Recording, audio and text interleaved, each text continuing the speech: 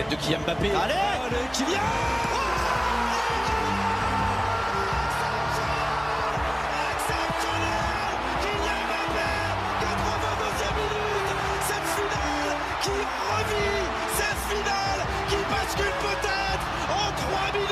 La première Marseillaise est en train d'aller chercher l'or et le record du monde. Mais la meilleure performance de tous les temps. Léon Marchand, impérial au pays du soleil levant. Léon Marchand explose le record du monde. Oh, bien joué. Allez, Damien. Le doublé. C'est hallucinant ce que nous vivons aujourd'hui à Twickenham. La barre des 50 points, c'est un triomphe. Vive les Bleus, vive la France. Le Campus Sport Club, 23h minuit, sur Radio Campus.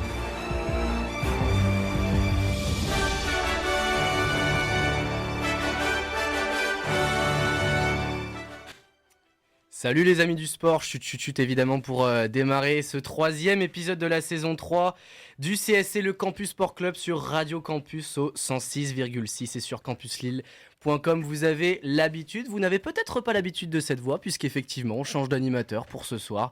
Pas de Adrien comme la saison passée, pas de Hugo comme depuis le début de cette saison 3, enfin si, un autre Hugo, pour vous animer cette émission. Mais heureusement, je suis bien entouré. 4 chroniqueurs autour de moi, on est 5 ce soir et on commence par une nouveauté. Marine, salut. Salut à tous. Tu vas bien ? Ça va très bien et toi ? Ça va, impeccable. On revient avec Thomas qui est à ma gauche d'un beau match de Pro B. Messieurs, dames, bonsoir. Oui, un beau match de Pro B, enfin Leaders Cup Pro B. Une belle victoire du LMB 101-88 face à Denain dans le derby du Nord. Voilà, on a bien apprécié cette petite soirée sportive. Maxime, ça va ? Bah ça va pas mal du tout. Ravi de revenir et le putsch a enfin réussi. On s'est débarrassé de toutes les brebis galeuses là. Je te jure. Et on est bien entre nous. Un peu d'air frais. Ah ouais, ça fait du bien. Un peu d'air frais pour Louis peut-être qui est à la régie ce soir. Ça va Louis ? Ça va, est-ce que vous m'entendez ? Ouais, on Mais oui, très bien. Parfait. T'étais parfait Louis, franchement t'es parfait. Un peu stressé, c'est la deuxième fois que je fais la régie de ma vie, mais tranquille, ça va le faire. Les gouttes de sueur. Ça va, cool. Les gouttes de sueur, c'est l'OM et Ouascal, mais on en parlera un peu plus tard. Et Lille, comme ça. Et le LOSC. Allez, bon, un petit teasing. On aura donc les résultats avec Marine, les news avec Thomas, le moment nordiste avec Louis qui ne fait pas donc que la régie, et puis les immanquables de Maxime comme d'habitude. Avant ça, on aura le débat.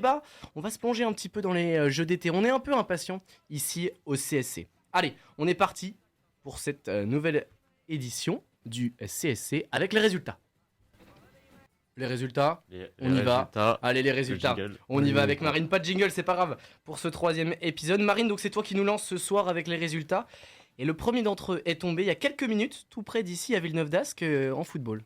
Ouais, c'est ça, pas de Ligue des Champions cette semaine, donc on commence tout de suite avec la 6e journée de Ligue 1 et Lille qui est venue clôturer ce soir. Donc avec la réception de Reims, les Lillois se sont inclinés 2-0. Donc chez eux à domicile, 2e défaite en Ligue 1 pour eux cette année. Donc voilà, que retenir de cette 6e journée de Ligue 1 ? Malheureusement, je pense que je vais devoir commencer par le Classico. Ça me fait mal au cœur, mais bon, on va le faire quand même pour les auditeurs. On a vu un classique à sens unique qui s'est soldé par un lourd 4-0 pour les Marseillais. On a senti un Marseille complètement dépassé par les événements, venu au Parc des Princes sans ambition pour essayer de ne pas encaisser et frapper en contre. Des plans très vite bousculés par un super coup franc d'Hakimi dès la 8e minute. Kolo Muani qui venait doubler la mise à la 37e minute et Gonzalo Ramos qui s'offrait un doublé achevant complètement les Marseillais en deuxième mi-temps. Une démonstration parfaite du côté des Parisiens qui ont été bien organisés, maîtrisant le match proprement du début à la fin. Une correction à l'inverse pour les Marseillais qui ont été catastrophiques autant dans l'état d'esprit que sur l'aspect tactique. On avait l'impression que les profils choisis n'étaient vraiment pas adaptés à la situation. C'est un match complètement fou entre Monaco et Nice qui avait ouvert cette 6e journée de Ligue 1, alors que les Monégasques s'étaient vus accorder 2 pénaltys à la 12e et 54e minute. Balogun tombait sur un grand Boulka qui repoussait ses tentatives.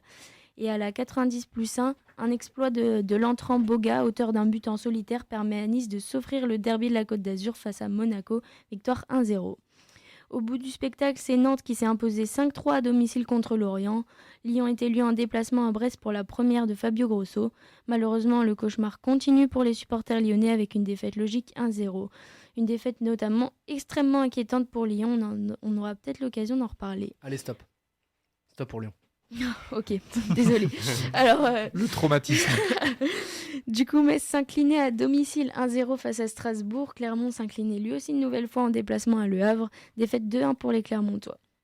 Après une très belle performance où on l'a enfin vu reconnaître le RCL la saison dernière, Lens confirme et s'offre enfin sa première victoire en Ligue 1 contre Toulouse. Une rencontre marquée notamment par de multiples occasions lensoises et une belle résistance toulousaine qui n'a pas suffi tout de même pour accrocher un résultat. Et enfin, sur un terrain compliqué et dans un duel serré, Montpellier et Rennes n'ont pas su se départager. Le MHSC attend toujours un premier succès à domicile alors que le Stade Rennais enchaîne sur un 5e nul en Ligue 1.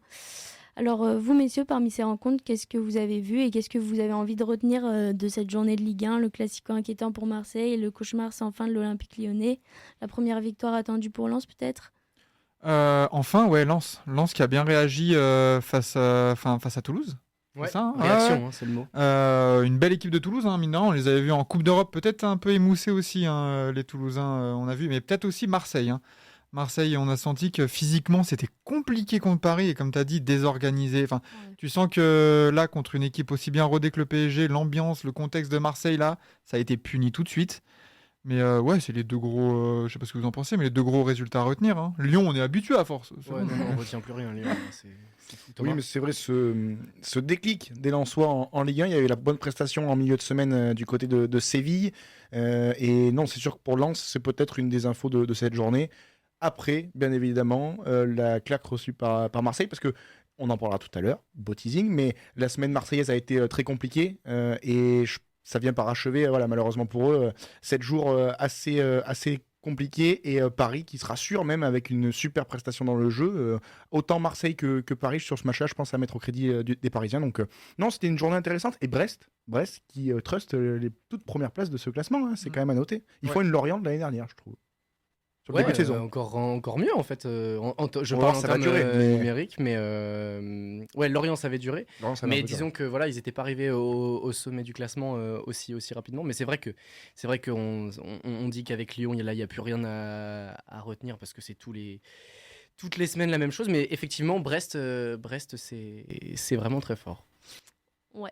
Du coup, en foot toujours, l'équipe de France féminine s'est à nouveau imposée en Ligue des Nations 1-0 face à l'Autriche sur un but très rapide de Wendy Renard. Elles confirment donc leur première place dans ce groupe de Ligue des Nations. Elles étaient d'ailleurs dans la région vendredi soir au stade du Hainaut à Valenciennes pour leur premier match de la compétition contre le Portugal. Avec le Sommer en chef d'orchestre, les Bleus se sont imposés 2-0 grâce à des buts de Grace Guilloro et de Selma Bacha d'une magnifique frappe à la 89e minute. Elles ont ainsi décroché leurs 6 premiers points pour leur premier et deuxième match de Ligue des Nations et c'était notamment l'occasion pour Amandine Henry de signer son grand retour en bleu après 3 ans d'absence. Beaucoup de choses à dire également sur le rugby ce week-end. On est en pleine Coupe du Monde en France ici à domicile. Alors tout d'abord, l'Australie, nation majeure du rugby mondial, double vainqueur de la Coupe du Monde en 91 et 99, est quasiment éliminé dès la phase de poule après une défaite cinglante contre le Pays de Galles 40-6 dimanche soir. Les Wallabies occupent la 3e place de leur groupe derrière le Pays de Galles déjà qualifié pour les quarts. Donc leur avenir dépend désormais des résultats du Fidji, actuel 2e du groupe. Quant à elle, l'Irlande, première nation mondiale, s'est imposée contre l'Afrique du Sud, tenante du titre. C'était un match très attendu, notamment pour nous, supporters français, puisque c'est probablement ce match qui allait déterminer notre adversaire en quart, mais aussi parce que c'était une rencontre entre deux nations majeures du rugby. Elle a donc eu lieu samedi soir au Stade de France et s'est soldée par une victoire très serrée sur le score de 13-8. Fort de ce 16e succès consécutif, les Irlandais prennent la tête du groupe B avec 14 points et l'Afrique du Sud se présente donc comme le potentiel adversaire des Bleus en quart de finale. 2 autres matchs ce week-end en rugby. L'Angleterre a déroulé face à une équipe chilienne joueuse mais trop limitée en conquête. 71-0 pour le 15 de l'Angleterre qui a fait le boulot en confirmant sa première place. La Géorgie et le Portugal sont repartis dos à dos de Toulouse suite à un match fou mené 0-13. Les Portugais ont cru à la victoire avant de se faire rejoindre en toute fin de match. Score final 18-18. Alors pareil sur le rugby, pas mal de choses à retenir, on l'a vu. les résultats de l'Australie qui sont assez surprenants ou est-ce que l'Afrique du Sud qui sera le potentiel adversaire de la France en quart, est-ce que si ça se confirme, vous êtes content? Vous auriez préféré l'Irlande peut-être? C'est le Afrique du Sud-Irlande qui a été. C'était le match attendu de ces phases de poule après ou en même temps, ça dépend de chacun, mais du France-Nouvelle-Zélande. Un vrai gros choc. Bon, évidemment, avec le tirage au sort qui aide pas dans cette compétition, mais c'est un autre débat fait beaucoup trop tôt et qui déséquilibre un peu tout ça. Mais l'Afrique du Sud-Irlande, moi j'ai pu voir que la première mi-temps, mais c'était un vrai match de Coupe du Monde, un match comme on peut en voir à partir des quarts de finale, vraiment couperé, tendu, la moindre faute était sanctionnée, un match âpre. Et les Irlandais qui sortent vainqueurs de ce match-là, honnêtement, moi personnellement, j'aurais plus mis une pièce sur les Sudaf. Donc pour les Français, de toute façon, les deux, c'est pas une bonne nouvelle de taper l'Afrique du Sud ou l'Irlande. On le savait avant la compétition. Voilà, maintenant, on va voir ce qui se présente à nous. Il y a quand même, on se projette beaucoup sur ce quart de finale, mais il y a le match face à l'Italie à jouer pour nous Français. Donc on va voir d'abord prendre match par match. Comme on ne sait jamais avec les blessures, on l'a bien vu avec Antoine Dupont, avec les joueurs aussi en préparation. Donc attendons un petit peu. D'ailleurs, il n'y a pas, concernant ça, là, le parcours de l'équipe de France, est-ce qu'il n'y aurait pas une petite défaite tactique des fois contre les Italiens pour éviter... Non, parce qu'on est ça marche encore sous la menace des Italiens. Hein. Oui. On est oui, encore pour la sous qualif. menace. Il y a un scénario où les Italiens gagnent avec le bonus, nous on prend pas le bonus. Enfin Absolument. voilà, il y a un scénario que j'ai pas en tête et qui est hyper complexe avec une histoire de goal average, etc. On ne rigole pas. Et là, je parle avec mon cœur. On ne rigole pas face aux Italiens. Non, vraiment. L'honneur est en jeu. Exactement. Parlons cyclisme désormais avec la 8e édition du championnat d'Europe qui a eu lieu ce dimanche aux Pays-Bas. Pour la première fois de l'histoire, l'histoire a commencé en 2016 pour la compétition, mais pour la première fois quand même, c'est un Français qui a remporté le titre européen. Donc parti en solitaire à 12 km, c'est Christophe Laporte qui a résisté au retour de son habituel coéquipier de la Jumbo-Visma, Van Aert, et qui du coup s'est imposé et a offert un premier titre européen pour la France. Ouais. Bravo monsieur Laporte. Non, mais la fin de course est absolument magnifique. Ouais, Incroyable. Et moi j'avais jamais de souvenir, j'avais jamais vu ça, un coureur qui fait un effort aussi intense dans les derniers kilomètres, un effort solitaire en plus sur les dernières bornes. Et Thomas, je te laisse, t'avais pris la parole, mais et qui remet, parce que c'est ça le scénario, il est repris à 50 mètres de la ligne et il remet un coup de rein, c'est vraiment le terme, pour repasser devant un coureur qui s'appelle quand même Van Aert. Waouh. Mais on les a vus, ces fins de course où il y a un échappé, notamment sur le Tour de France, et en tant que Français, on l'a vu plusieurs fois. Un coureur qui part devant, comme l'a fait Christophe Laporte, juste sur les 50 derniers mètres, et on se dit qu'est-ce que c'est frustrant qu'il se fait reprendre, on va dire, un petit peu par la meute à 50 mètres de la ligne.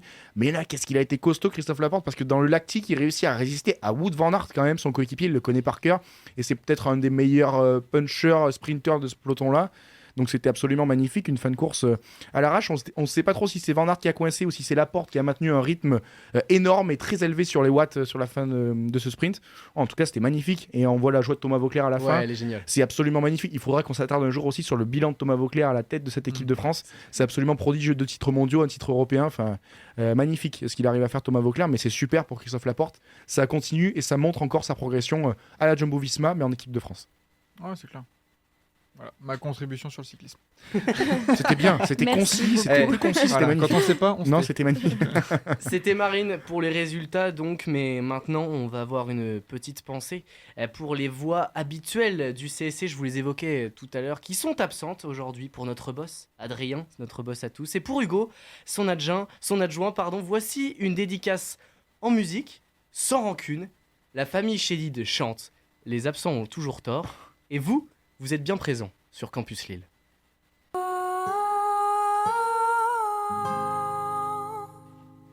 La voix d'Anna Chédid dans le Campus Sport Club et les voix de 2 zigotos qui me sifflent dans les oreilles pour ce tacle gratuit. Pas de panique, les gars, je vais me rattraper, c'est promis. Il est 23h16 sur Radio Campus Lille au 106,6 FM ou bien sûr campuslille.com. C'est le CSC jusqu'à minuit, comme tous les mardis. Les news, Thomas Palmier ou La Palme pour les plus intimes, c'est-à-dire à tous les auditeurs du CAC. Allez, jiggle. Un nouvel entraîneur à Lyon, un nouveau scandale dans les instances dirigeantes, retour sur les news de la semaine écoulée dans le CSC. Et Thomas, la news qui a alimenté la chronique évidemment cette semaine, c'est le Katoto. Absolument. Pas Marie-Antoinette. Hein. Non, bien sûr. On débute ces news avec la Coupe du Monde de rugby et des nouvelles d'Antoine Dupont. Le capitaine du 15 de France va mieux, victime d'une fracture zygomatique jeudi dernier lors de la victoire 96-0 du 15 de France contre la Namibie. Le demi-mêlée du Stade Toulousain a été opéré en urgence vendredi soir à Toulouse au lendemain du match. Une plaque protectrice lui a été posée sur la pommette droite sans anesthésie générale. Dès samedi, Dupont affichait son impatience sur ses réseaux sociaux avec un message clair: touché mais pas coulé, show must go on, hâte de retrouver le groupe. Message qui en dit long sur ses intentions pour cette fin et cette deuxième partie de mondial. Ce matin, le journal de l'équipe annonçait que le meilleur joueur du monde 2022 devrait rejoindre le groupe dimanche afin de poursuivre son processus de reprise. Information confirmée par William Servette aujourd'hui. Indisponible pour le dernier match de poule contre l'Italie le 6 octobre prochain. Dupont espère être apte pour l'éventuelle quart finale le 15 octobre au Stade de France. La course contre la montre ne fait que commencer. Mesdames, messieurs, Antoine Dupont qui ferait son retour pour le quart de finale. Sinon, une charnière Lucu-Jalibert, qu'est-ce que vous en pensez ? Le quart de finale, c'est le match de notre compétition. Donc le match de notre compétition, de notre Coupe du Monde à domicile face à, allez, on va dire l'Afrique du Sud, l'une des meilleures équipes du monde, la tenante du titre.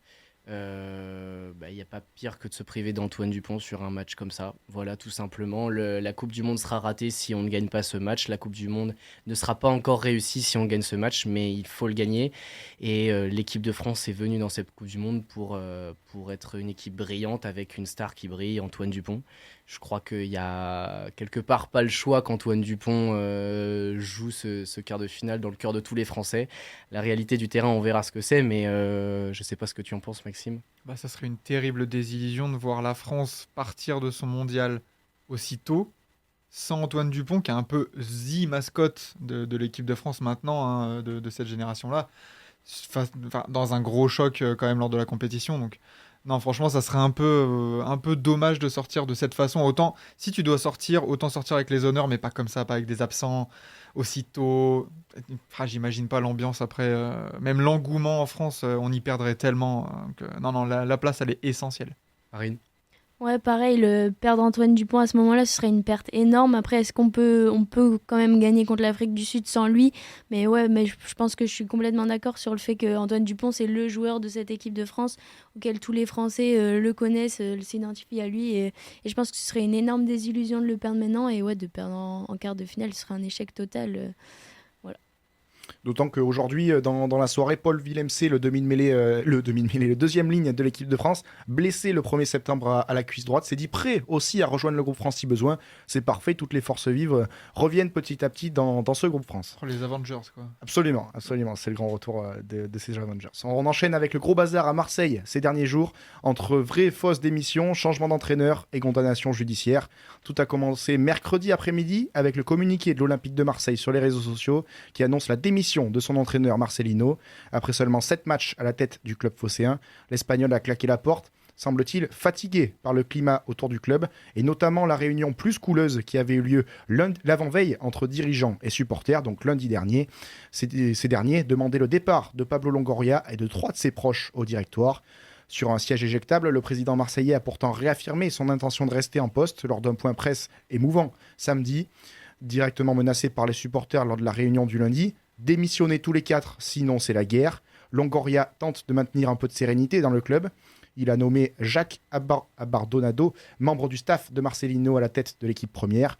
Mais sous sa direction, Marseille a ramené un nul d'Amsterdam en Ligue Europa le jeudi et s'est surtout lourdement incliné, on le disait tout à l'heure, à Paris, 4-0 dimanche dernier. Autre temps fort de la folle semaine marseillaise, le procès remporté par José Anigo, ancien directeur sportif de l'OM qui avait été licencié en 2016 pour faute grave. Et le club est condamné donc à lui verser 3 200 000 € suite au verdict du procès qui a été annoncé ces derniers jours. Voilà, une semaine vraiment catastrophique pour l'OM. Mais en tout cas, on espère pour eux que les Marseillais vont rapidement se remettre, même si en championnat, le début de saison n'est pas si catastrophique que ça. Un point média à présent avec une annonce importante hier matin par le journal L'Équipe. Selon le quotidien, Canal+ ne va pas participer au prochain appel d'offres des droits de la Ligue 1 pour la période 2024-2029. C'est ce qu'aurait indiqué son patron, Maxime Saada, au président de la Ligue de football professionnel Vincent Labrune, dans un courrier. Canal+ est le diffuseur historique du championnat depuis 1984. La chaîne cryptée serait déçue du manque de considération de la Ligue envers sa fidélité et pointe la volonté de la LFP de s'ouvrir, notamment avec l'éphémère Mediapro, un partenariat qui n'a pas duré, vous le savez, mais surtout avec Amazon, qui détient depuis 2021 les droits de 8 rencontres de Ligue 1 par journée.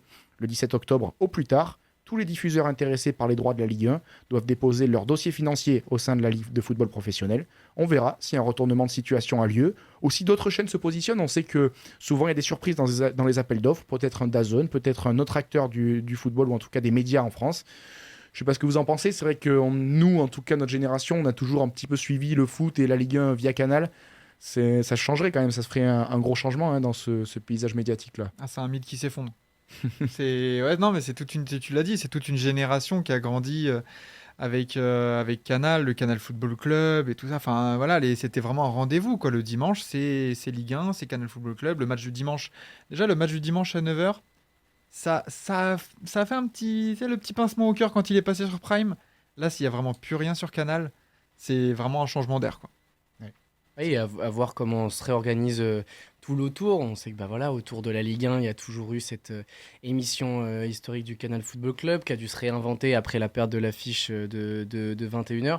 C'est pas exagéré quand on dit que Canal a déjà perdu des lots, mais c'est la première fois que Canal ne se positionne pas et ça va véritablement transformer ce paysage du foot auquel beaucoup étaient attachés autour de cette formule du week-end et notamment du dimanche soir que beaucoup ont connu et qui fait écho à toute une histoire derrière cette chaîne. Je pense à Charles Bietri, à Denisot, etc.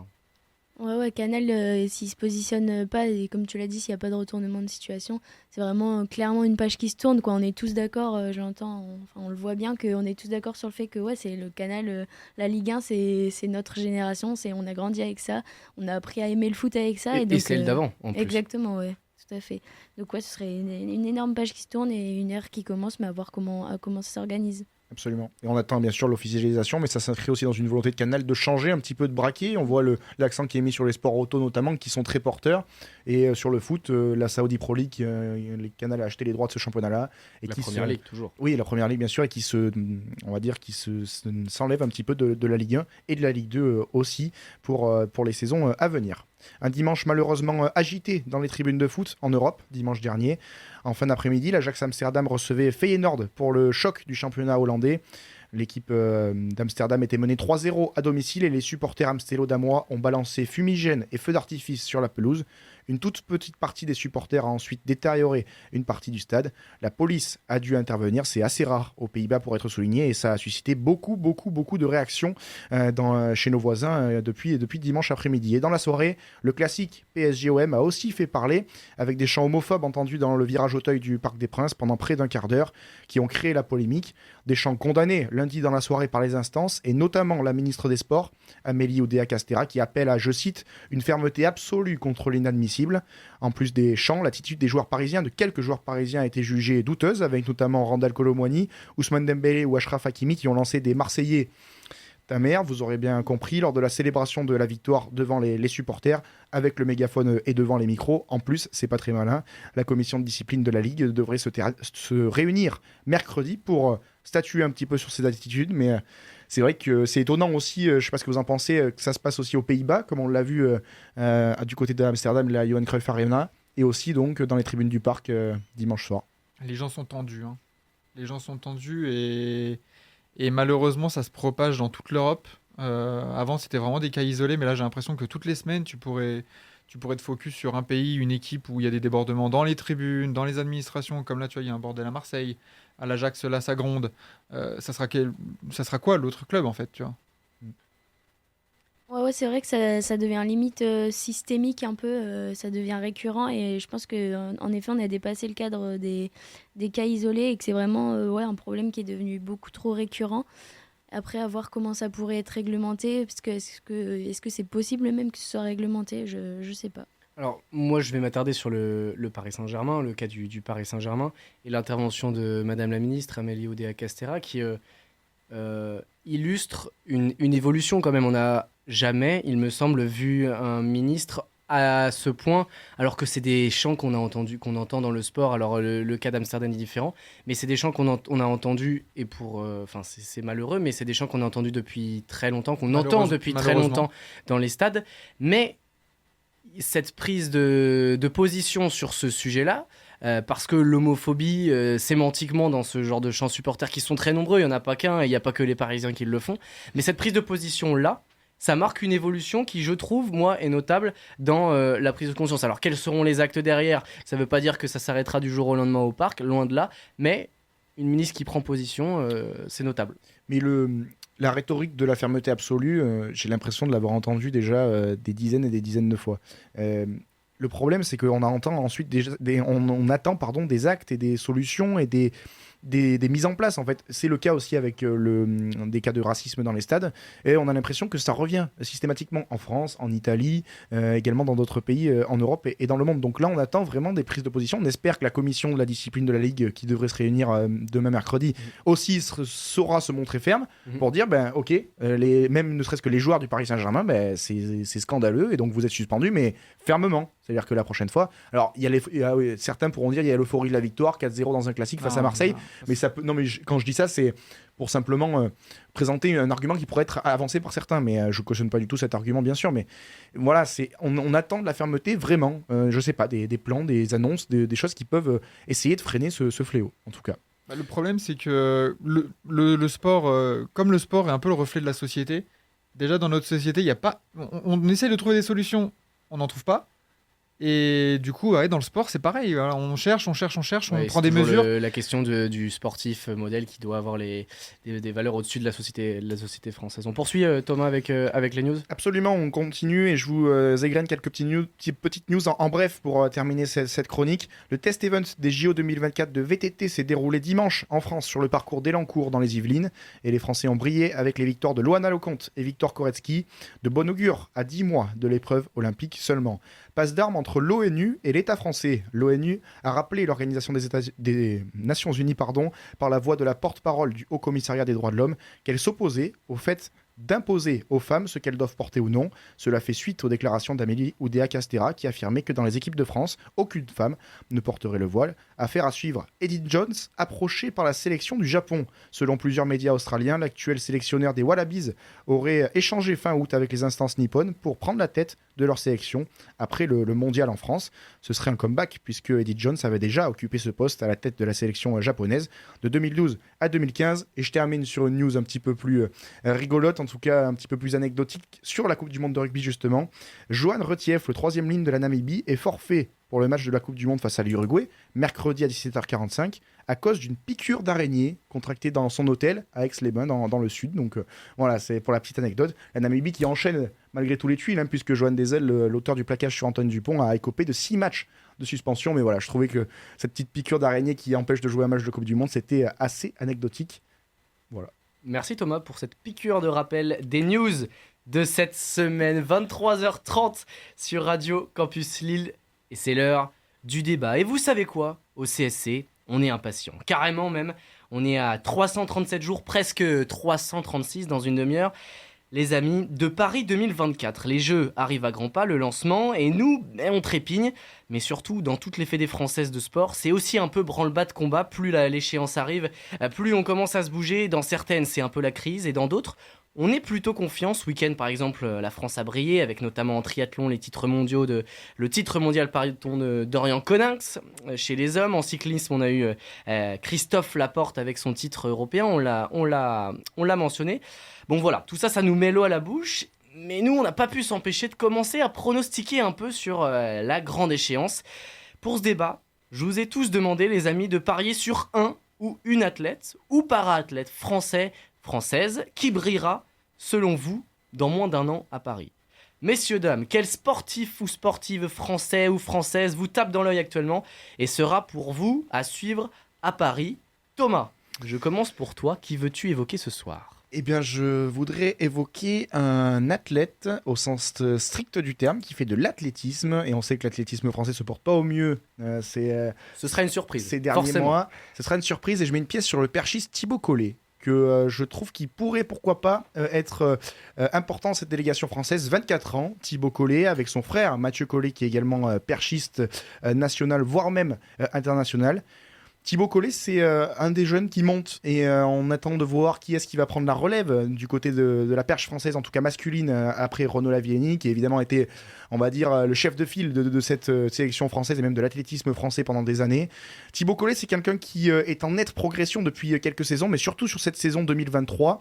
Il a passé à plusieurs reprises 5,80 m. On sait que c'est une barrière importante, notamment mentalement pour les perchistes. Du côté de la Grèce, en juin 2023, il avait fait 5,81 m. Et puis en fin de saison aussi, du côté de la Belgique, 5,82. En Allemagne, 5,82. En Suisse, 5,85. Mais surtout à Budapest, lors des championnats d'Europe, du côté de la Hongrie, 5,90 m pour Thibaut Collet. Voilà, il est sur une bonne progression depuis quelques années. Il s'entraîne aussi du côté de Clermont avec le groupe de Philippe Dancos. Il ne cesse de progresser. L'émulation dans ce groupe d'entraînement fonctionne très bien avec des jeunes, des moins jeunes. Donc voilà, je mettrai une pièce sur Thibaut Collet pour aller au moins faire une finale à Paris. Et pourquoi pas, on sait jamais, faire mieux. On avait vu Thiago Braz aussi lors d'une finale olympique il y a quelques temps. Voilà, je mets une petite pièce sur Thibaut. Et puis il a procuré du bonheur, Thibaut Collet, lors des derniers mondiaux avec sa 5e place. Dans des mondiaux un peu tristes, on le sait très bien avec cette équipe de France. Voilà, il a emporté quelque chose, on ne l'attendait pas à ce niveau-là. Ah non, c'est clair, belle surprise. Et il en avait besoin. Après, prendre le passage de témoin après Renaud Lavillenie, là, il nous manquait un peu cette figure pour porter un peu la perche française. Et si ça peut se confirmer aux Jeux Olympiques, tant mieux. D'autres surprises peut-être rapidement, Louis qui était occupé avec sa régie, ça va Louis? Ouais, ça va tranquille. Tout va bien? Ouais, bah moi je vais... Ouais, j'en prie. Non, si on reste sur l'athlétisme, on viendra à ta surprise après, une petite surprise peut-être en athlé, je te prends au dépourvu comme ça, mais...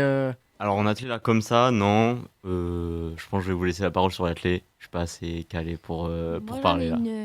J'avais préparé une petite en athlé. À 20 ans, le franco-australo-zimbabwéen Sacha Zoya, il est considéré comme l'un des plus prodiges de l'athlétisme français. Champion d'Europe et du monde junior en 2021 sur 110 mètres haies. Il a établi un nouveau record du monde junior dans cette discipline en 12,72 secondes, si je ne me trompe pas.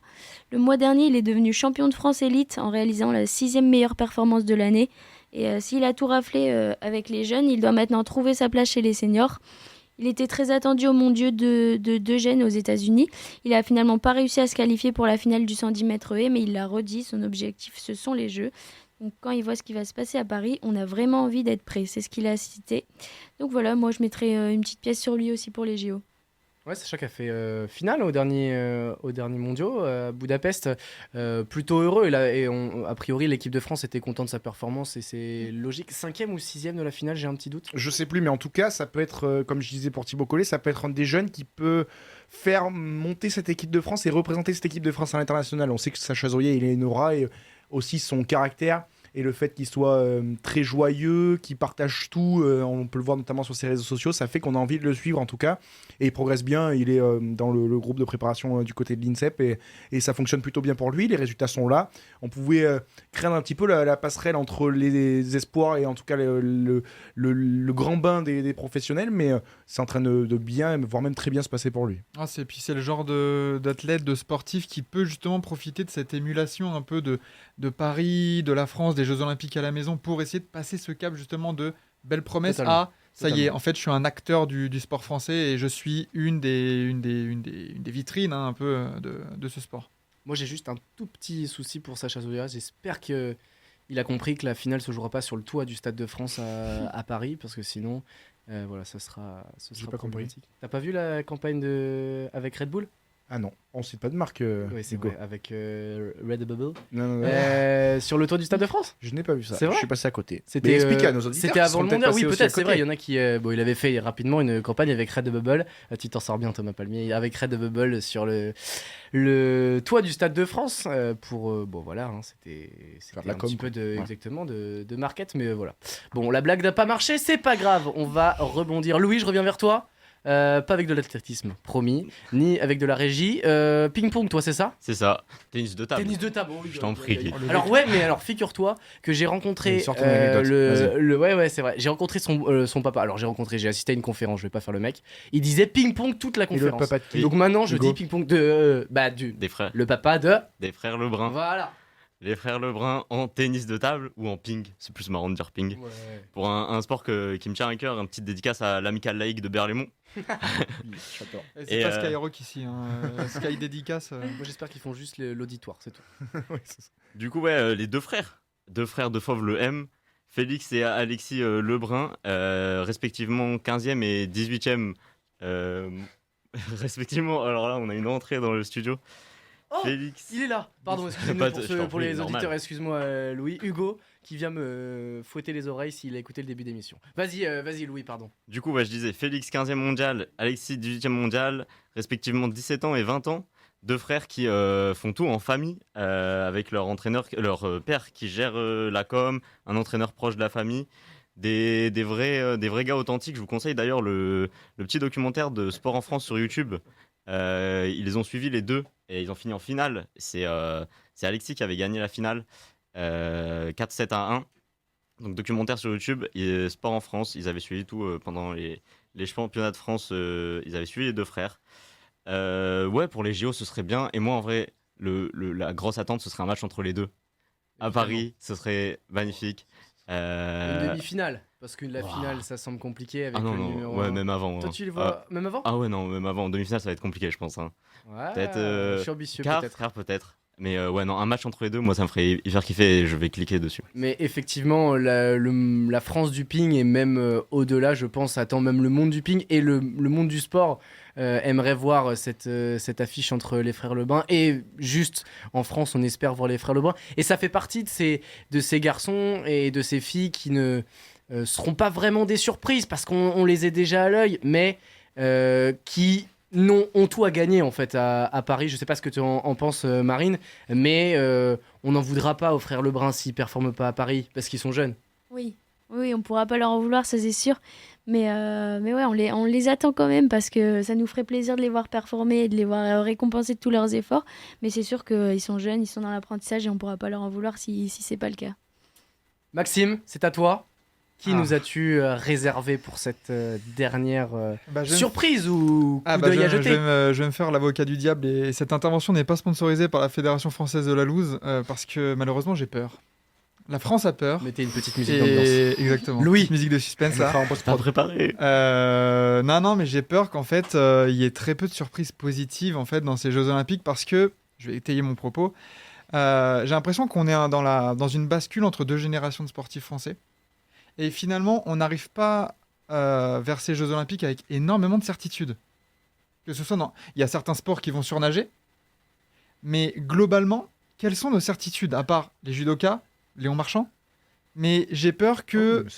Mais quand on parle de surprise ou de. C'est des joueurs qui sortent un peu du lot. Mais j'ai l'impression que là, ces Jeux Olympiques à Paris, il y a beaucoup de sports, de nations qui les ont entourés depuis longtemps, qui vont amener. Tout le monde va y aller et j'ai peur que. Comme tous les 4 ans. Donc tu vois pas un Romain, une Romain Canon J'y crois moyen. J'espère. Mais il y en a à tous les jeux. Mais en fait, je pense que c'est trop tard. On peut pas se dire là maintenant, à moins d'un an, à 10 mois, il va y avoir une surprise. Si on avait dû mettre les moyens, si on avait dû faire en sorte que ça se passe bien, on l'aurait mis avant. Dans les sessions d'entraînement, on avait vu des infos passer comme quoi les plongeurs, par exemple, n'avaient pas de lieu pour s'entraîner en banlieue parisienne, alors qu'ils préparent les Jeux Olympiques. Il y a plein de fédés où c'est il y a plein de fédés comme ça. L'athlétisme en est un parfait exemple. Les athlètes n'ont pas de conditions ni par la plupart, ni parfois de moyens pour s'entraîner alors qu'ils performent avec le maillot de l'équipe de France d'athlétisme. Il y a tellement d'exemples qui montrent que c'est compliqué de s'entraîner et si on n'est pas dans les bonnes conditions, on ne peut pas faire de magie lors de l'épreuve. Hein, donc moi, c'est compliqué. Ce qui m'effraie, c'est qu'il y a plusieurs fédérations. Il y a l'escrime, il y a le breakdance, où là, en termes de gouvernance, il y a des histoires d'ego, des histoires de magouilles, et où c'est en train de changer, etc. Et on perd tous les équilibres. Et là, en escrime, donc... alors je suis désolé, je vais pas ressortir les noms, mais il y a donc l'entraîneur des fleurettistes qui s'est fait expulser par la Fédé. Sauf que les fleurettistes ont suivi cet entraîneur et vont quitter les structures de l'INSEP. Et là après la Fédé est en train de dire mais non mais c'est n'importe quoi, vous entraînez pas dans les cadres de l'INSEP alors qu'on est à moins d'un an des Jeux. Alors je dis pas qui est le fautif, qui est le responsable, mais l'observation est que actuellement, et c'est la même chose là au breakdance, pareil, on a changé d'entraîneur à moins d'un an, on a du mal à trouver le sens parce que on a du mal. Enfin, l'équilibre est en train de se briser un peu partout. Moi, j'ai une Alors un peu certitude. partout, c'est sévère et c'est exagéré. Il y a un sport où je suis serein. Et c'est un sport qui se dédouble en 3 sports, messieurs, dames. C'est le triathlon. Le triathlon, on est champion du monde depuis quelques années d'affilée. On a Dorian Coninx récemment, on a Vincent Louise, on a Léo Bergère. Voilà. Pierre Lecor. Pardon ? Pierre Lecor. Pierre Lecor, absolument. C'est un des sports où on peut peut-être être le plus serein avec les judokas, tu le disais. Un nageur ici, un nageur là, avec Léon Marchand qui va nous faire rafler Léon des Marchand, médailles. il va nous ramener. nous faire des Michael Phelps, je pense, sans aucun problème. Ouais, c'est ça. Donc voilà. L'arbre qui cache la forêt. C'est pas forcément. On a un athlète dans un sport qui est absolument excellent, mais c'est compliqué d'être un peu homogène. Et dans les Jeux Olympiques, pour avoir un bilan, et paralympiques d'ailleurs, pour avoir un bilan des plus consistants, et en plus pour des Jeux à domicile, il faut qu'on soit le plus complet possible et le plus exhaustif possible dans tous les sports. Et bien sûr qu'on espère que ça va bien se passer, mais bien sûr, tu as raison, c'est ce que tu disais, Hugo, une Romain Canon, des sportifs ou des sportifs, forcément. ça va forcément exister. Mais c'est pas ça qui fera qu'on réussira nos jeux. Ça, Bien c'est sûr que non, bien sûr que non. Bien sûr. Allez, on va souffler un peu, les amis, sauf Louis, le temps d'écouter Louane. Oui, Louane, parce que pour moi, cette petite pause, c'est le temps du pardon.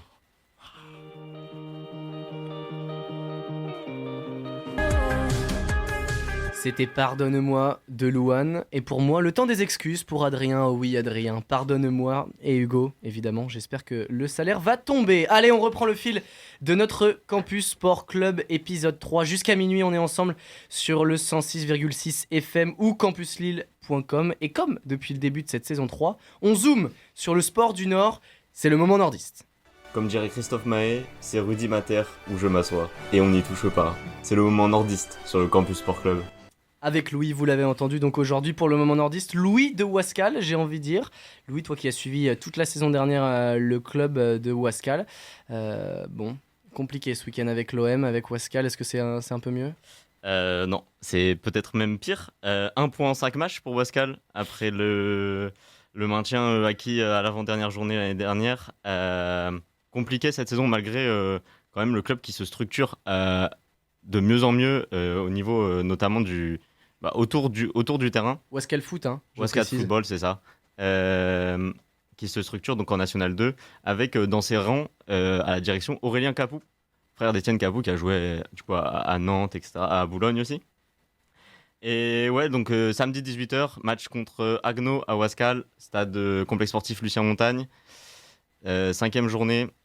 On est déjà à un 5e du championnat et il n'y a qu'un seul point pour Ouascal qui se retrouve du coup avant-dernier. Et quand on sait qu'il y a 5 descentes dans ce championnat et que la frontière entre la N2 et la N3 est vraiment affreuse et c'est très difficile de remonter, ça fait un peu peur. Mais ouais, c'est pas le match du samedi était pas fait pour se rassurer, enfin était fait pour se rassurer, mais ils se sont pas rassurés. Avec du coup le retour d'Enzo Daoud qui a joué à Ouascal la saison dernière mais qui est parti à Agno, qui était titulaire, qui s'est blessé d'ailleurs pendant le match. Je lui souhaite un bon rétablissement. Côté Ouascal, on avait Naïl Belagoun et Jawad Dargal, titulaires de la formation ouascalienne, avec Naïl Belagoun, impression de jeunesse et de maturité sur le terrain. Terrain d'ailleurs très très glissant, même si ça commence très très fort, avec la barre touchée par Ouascal à partir de la 30e seconde. Il ne se passera pas grand chose en première mi-temps avec du coup à 0-0 juste la blessure de Yann Nkou et dès le retour des vestiaires perte de balle de Tony Ackley dans l'entrejeu et directement c'est Agno qui punit 1-0 et en fait on va en rester là malgré le carton rouge de Agno vers la 55e. Pas trop de réactions, on a vu, en fait c'était stérile, ça joue très bien à Ouascal, hein. Il y a des superbes intentions mais quand tu rentres dans les 30 derniers mètres, c'est déjà stéréotypé et c'est compliqué de vraiment faire des vrais décalages. Mais par contre là on va avoir 2 prochains matchs pour se rassurer avec Gravelines en Coupe de France, une R1, donc 2 divisions au-dessus. Ce sera à Gravelines samedi à 18h pour le 4e tour, donc là il va falloir se relancer.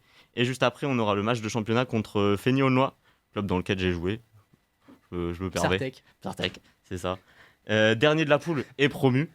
Donc là c'est vraiment le match des 2 équipes à 1 point et ça va être malheureux perdant quoi.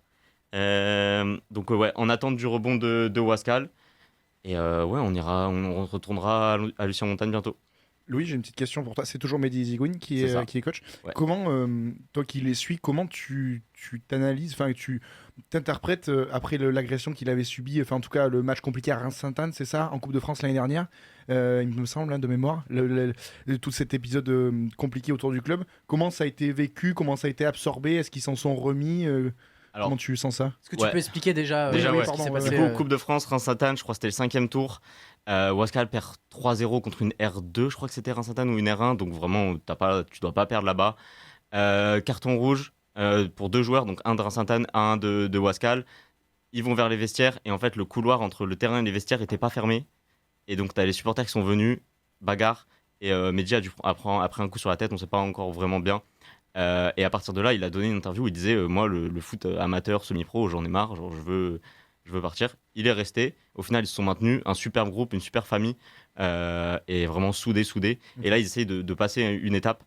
Ça marche pas pour l'instant sur le terrain, mais en vrai, encore la confiance. Et on verra avec le suite de la saison. Surtout on incite aussi nos auditeurs à aller voir des matchs de Wascal. Il y a une super ambiance. Il y a un COP là-bas à Wascal aussi, de mémoire. C'est ça, ouais, donc vraiment, allez-y. Il y a moyen de voir du beau football en plus. Ouais, par contre, ça joue vraiment donc, bien. allez-y, vous allez vous éclater. Hein. Et toi qui as suivi, j'en reviens à ça, la saison passée. Là, un point, c'est ça sur ce début de saison, 1 point en 5 matchs. Le parallèle ou pas sur le début de saison dernière Début de saison dernière, ça avait été un peu mieux avec notamment une victoire contre Bobigny, donc un des cadors.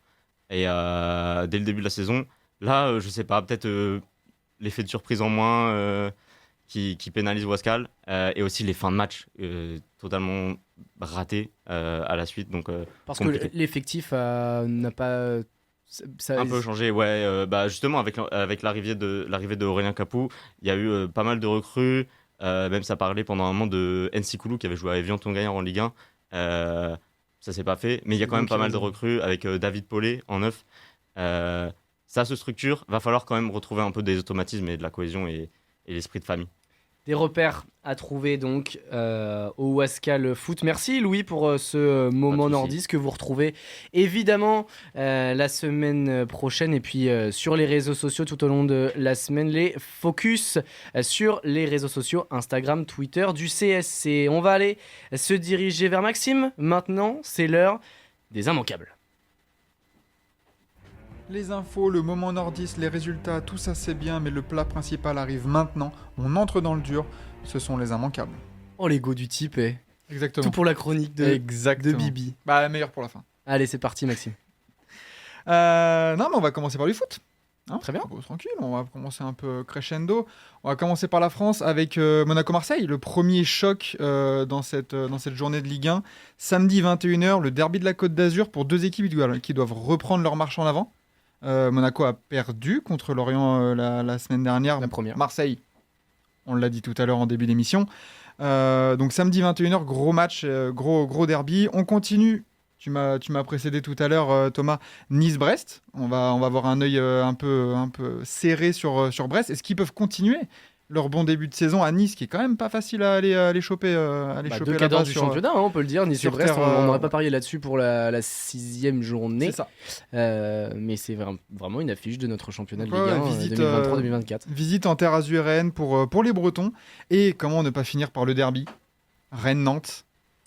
Voilà, au Roazhon Park. Le 9e contre le 10e, 6 points chacun. Est-ce qu'on peut parler de match à 6 points là, les belles formules bien clichés du football sont de mise. Celle-ci, tu vas te faire tacler par un certain Jean-Philippe Goron durant toute l'année avec ses phrases. C'est bon, on parle pas de ça tout de suite.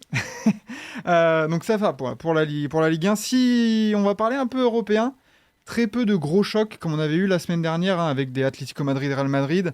J'ai retenu 2 matchs, Leipzig-Bayern Munich en Allemagne. Bah oui, c'est quand une même. Grosse affiche, c'est une énorme affiche du championnat allemand. Quand même, samedi 18h30.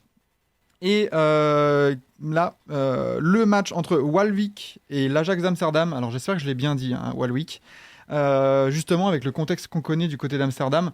Samedi 21h, est-ce qu'on va avoir une... Alors déjà, on aura la reprise du match arrêté demain. Oui, absolument. Et donc du coup, est-ce que l'Ajax va se reprendre ? On en saura plus. Du côté du rugby, j'ai gardé une seule affiche pour cette Coupe du Monde.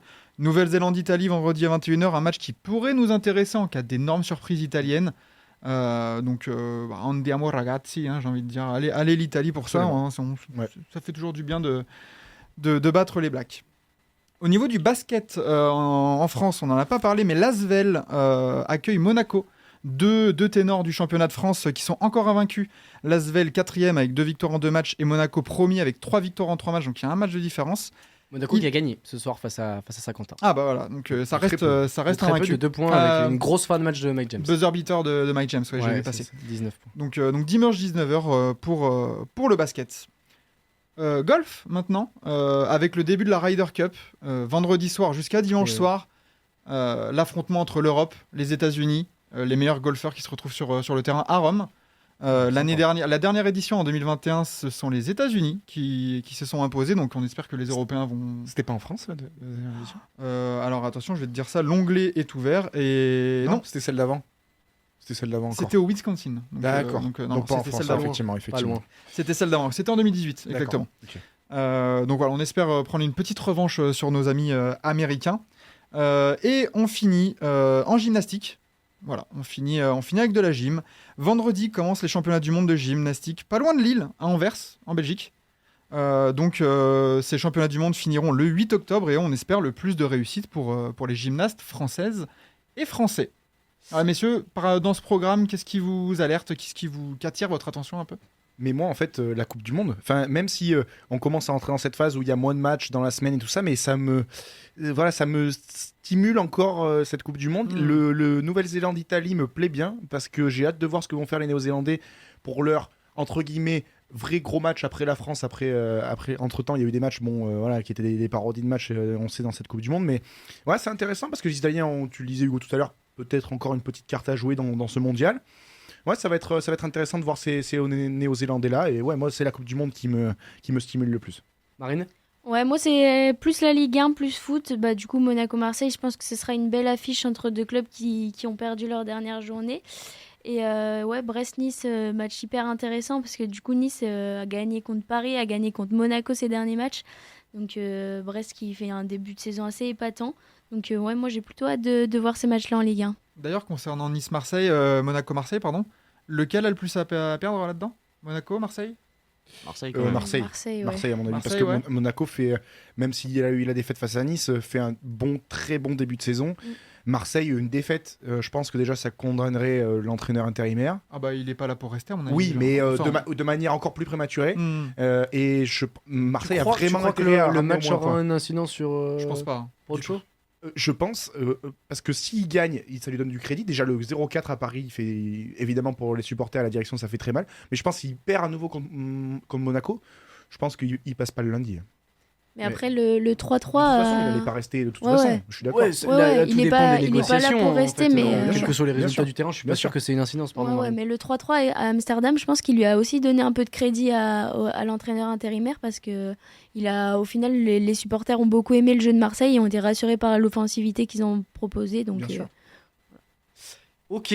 Très bien, moi je finis juste, je rejoins Thomas parce qu'on l'a vu à Lille aussi cette Coupe du Monde. Mais coup d'œil sur la poule D, Argentine, Samoa et puis l'autre affiche ce sera je l'ai mangé. Mais les Fidji également, voilà, pardon, les Fidji qui devront confirmer parce que c'est toujours la question avec les Fidji de confirmer. Voilà les amis, merci Maxime donc pour ces immanquables et merci à vous parce que on a vécu une belle émission sans les boss. Ouais, c'était pas mal, on sentait qu'on se faisait pas couper les micros, tout ça c'était intéressant, je trouve. On a vu quand même pas c'était mal beaucoup plus fluide, je trouve, sans les autres. C'est clair, c'est clair. De toute façon, si vous vous êtes régalé, l'émission intégrale est dispo sur campuslille.com et les plateformes d'écoute d'ici peu. N'hésitez pas à parler du CSC autour de vous. Thomas Palmier, arrête de faire le guignol, s'il te plaît, je t'en supplie. Je voulais finir tranquillement cette émission. N'hésitez pas à aller sur les réseaux sociaux parce que maintenant le CSC est très actif. Adrien, sur ce coup-là, est très très fort. Cette 3e saison que vous pouvez suivre sur Twitter, sur Instagram, sur YouTube avec des focus, des replays et plein de belles surprises à découvrir en cette semaine. Nous, On revient la semaine prochaine à mardi 23h minuit. Bon, il y a Hugo qui se venge évidemment, je le prends pas mal. Avec le boss Adrien qui sera de retour. Et là les amis, on rigole bien mais c'est fini de rire. Hein. C'est fini de rire, il nous revient de Paname. On fait pas les malins. Allez, bonne semaine tout le monde, à mardi prochain et d'ici là, sportez-vous bien. Ciao.